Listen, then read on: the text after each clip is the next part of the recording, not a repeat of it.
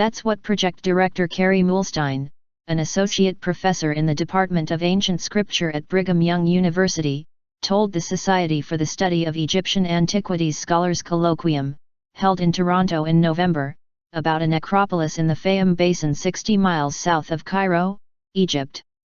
Whoever did the burying definitely had a system.